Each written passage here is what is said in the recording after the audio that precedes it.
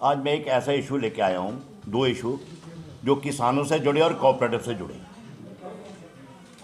तो परसों अपने आज से 2 दिन पहले अनुराग ठाकुर जी आए थे बजट पे चर्चा के लिए इधर। तो मैंने उनके सामने दो इशू रखे। एक इशू था कि हमारे प्राइम मिनिस्टर साहब नरेंद्र जी मोदी चाह रहे हैं कि किसानों की इनकम डबल हो, और इनको किसान निधि भी पैसा दे रहे हैं, जो हर किसान को, गरीब किसान को दे रहे हैं, हेल्प कर रहे हैं किसानों की। तो मेरा उनसे एक कहना था अनुराग ठाकुर जी से कि अगर आप किसानों के लिए यही कर रहे हो तो कम से कम किसान जो इम्प्लीमेंट लेता है एग्रीकल्चर के लिए, जैसे हल वगैरह लेता है, कई वगैरह लेता है, कम से कम उसके ऊपर तो जीएसटी माफ़ करो। कि ऐसा है कि किसान के किसी भी जील्ड के ऊपर जितनी उसकी इनकम है उसके ऊपर कोई टैक्स नहीं है, तो फिर एग्रीकल्चर से रिलेटेड जो भी इम्प्लीमेंट है उसके ऊपर जीएसटी क्यों? तो उन्होंने मुझे एक दूसरा इशू था कोऑपरेटिव का कि अमित शाह जी का पूरा ध्यान है, माननीय अमित शाह जी के पास से कोऑपरेटिव का मंत्रालय है, तो उनका पूरा ध्यान है कि कोऑपरेटिव को रिवाइव किया जाए। तो मैंने उनके नोटिस में एक चीज़ लाई कि जब बीपी सिंह जी मार्च 1989 में प्राइम मिनिस्टर बने थे, उससे पहले उन्होंने एक नारा दिया था, उनका मैनिफेस्टो था कि किसानों के 10,000 रुपये के कर्जे माफ़ करेंगे। तो जब वो प्राइम मिनिस्टर भी हमने किया 89 में मार्च में, तो कर्जे माफ़ जरूर किए उन्होंने, लेकिन कर्जे माफ़ किए 30 से 86 तक, 1986 तक, 6वें महीने तक। और लास्ट सीजन का, जैसे अब रबी क्रॉप का भी सीजन चल रहा है, ऐसे उस समय थी रबी क्रॉप का सीजन था 86 और 87 का। उस समय जो रबी क्रॉप का लोगों ने लोन लिया था, 376 सोसाइटियाँ जम्मू प्रोविंस के अंदर मल्टीपर्पज़ कोऑपरेटिव सोसाइटी, जो कि कहीं कहीं जगह विलेज लेवल पे एक सोसाइटी है, कहीं जगह एक पंचायत लेवल पे सोसाइटी थी। तो जो उसका जो लोगों ने लोन लिया था रबी क्रॉप का, वो तो लोगों को मिला नहीं, लेकिन फ़ायदा किन लोगों को हुआ? जिन्होंने कभी लोन लिया था और वापस नहीं देते थे, और जो बेचारे रूटीन में कोऑपरेटिव सोसाइटी से लोन लेते थे, हर 6 महीने बाद लोन देना, फिर रबी क्रॉप का दिया वापस, रबी का ले लिया, खरीफ का दिया तो आगे रबी का ले लिया, लेन देन जो करते थे बेचारे, वो सारे के सारे डिफॉल्टर हो गए।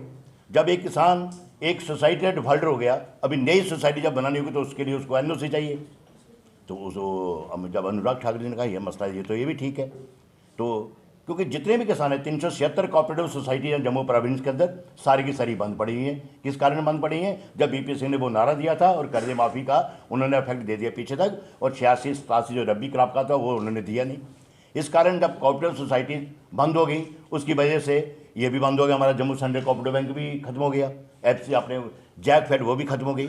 और कोऑपरेटिव सोसाइटीज़ के थ्रू जितनी किसानों की यील्ड निकली थी, चाहे पैडी हो चाहे वीट हो, वो प्रोक्योर करती थी, और थ्रू एफसीआई, थ्रू अपने क्या नाम है जैक फेड, एफसीआई को सप्लाई होती थी। जब किसान डिफॉल्टर हो गए, सोसाइटियाँ बंद हो गई, लोगों की यील्ड भी ऐसे जाने लगी, व्यापारी लोग मनमर्जी अपना रेट लगा के खरीदते थे। उसके बाद मंडियां तब खुली जब 2008 में हमारी बीजेपी के एमएलए चुन के गए। जब मैं एमएलए चुन के गया, मुझे इस चीज़ की नॉलेज थी, तब जाके मैंने मंडियां खुलवाई थी 2008 में। यानी 25 साल तक व्यापारी लोग किसानों को लूटते रहे, और अब अमित शाह जी का ये कहना है कि कोऑपरेटिव को रिवाइव करेंगे। तो फिर मैं मेमोरेंडम बना के लेके गया, मेमोरेंडम अमित शाह जी के नाम के ऊपर, लेकिन वो उस दिन त्रिपुरा में थे परसों, तो उनसे मिल नहीं सके। लेकिन अनुराग ठाकुर जी ने अपना रिसीव किया मेरा मेमोरेंडम, और उनसे उन्होंने बात भी की, और उन्होंने मुझे भरोसा दिलाया कि किसानों का जो कोऑपरेटिव का लोन है, इसका जो प्रिंसिपल अमाउंट बनता है वो बनता है 19 करोड़ 376 सोसाइटी का, और उसके ऊपर जो इंटरेस्ट है वो है 30 करोड़। हालांकि वो 30 करोड़ वो भी कितना पीरियड है, 87 से लेके आज तक। अगर वो कंपाउंड इंटरेस्ट होता, कोऑपरेटिव में एक चीज़ है कि प्रिंसिपल एक साइड रहता है, सिंपल इंटरेस्ट एक साइड रहता है, अगर वो इसमें ऐड होता प्रिंसिपल के अंदर तो शायद 1 रुपये ऊपर भी क्रॉस कर जाता। और तो किसान बेचारे गरीब किसान तो वो दे नहीं सकते, इसलिए कोऑपरेटिव का कहीं दूसरी सोसाइटी का वो मेंबर नहीं बन सकते। तो मेरा उनसे यही कहना है। तो फिर आपके माध्यम से फिर उन्होंने मेरा वो मेमोरेंडम अनुराग ठाकुर जी ने ले लिया, और उनसे अमित शाह जी से बात की, और उन्होंने मुझे भरोसा दिलाया और मुझे पूरा विश्वास दिलाया उन्होंने कि किसानों का ये कर्जा माफ़ करेंगे, किसानों का कर्जा माफ़ हो जाएगा।